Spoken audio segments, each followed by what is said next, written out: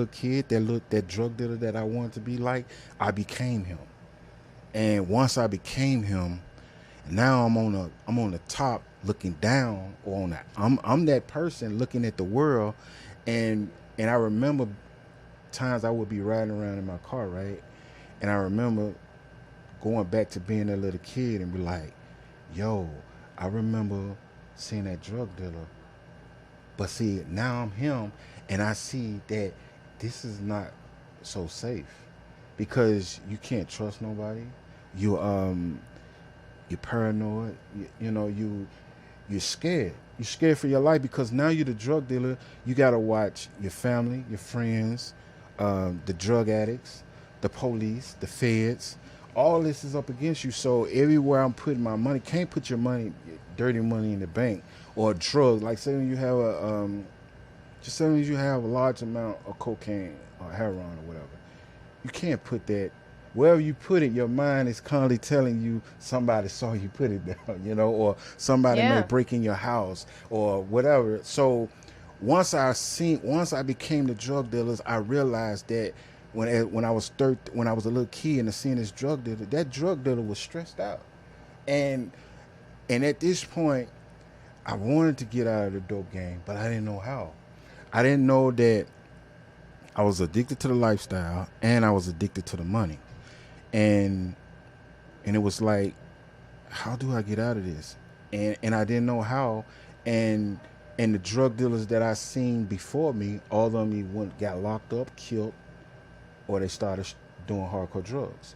And I always said when I was coming up, right, the drug dealers that I looked up to, like one of them that I used to look up to, wanted to be like, he started smoking crack, and and that devastated me. I'm like, how do you go from the biggest drug dealer to smoking crack, sleeping outside on the park? And it was so baffling to me. As where I said, I never want to be like that.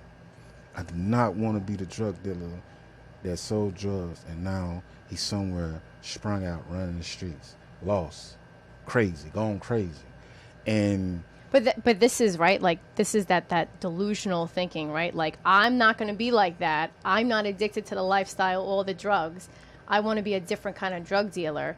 But then you just talked about getting shot, right? And you yeah, talked about this paranoia. So what when you got shot, I mean, what was that experience like and what did it do? Did it change your lifestyle as a of drug course, of dealer course, or of course.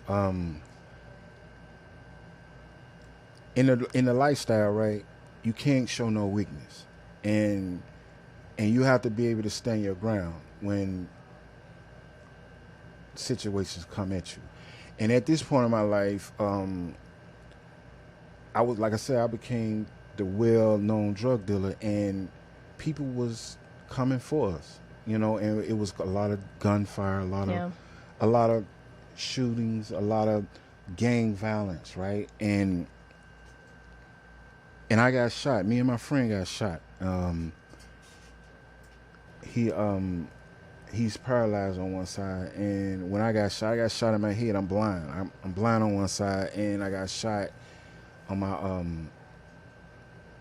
in my arm. My arm was paralyzed at moment until I did therapy, and once got shot, right, I remember laying in the hospital. No, when I got shot and I was laying on the ground and blood was running from my head, I remember saying to myself, God, if you get me out of this, I'm done. But when I got shot, it was like a relief. I don't know why it felt like a relief. It just felt like maybe this is what it takes for me to leave this lifestyle alone. Because every day I woke up, it was a choice if I were gonna go to the block to sell drugs, hustle, and whatever. It was a choice. I could have stopped and said, look, I just gotta go broke and start a new life. I could have done that. But I couldn't. You understand? It was hard, but to get shot, it was like, yo, this worse than jail. Because in jail, I knew how to go to jail, come out, and snap back.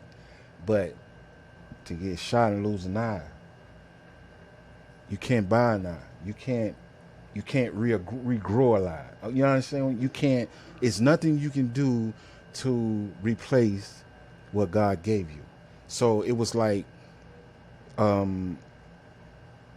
that's when selling the material work, the things that I was chasing, that's when it didn't matter no more. Because I realized, because I always thought, like, as long as I got a lot of money, I can always make bond.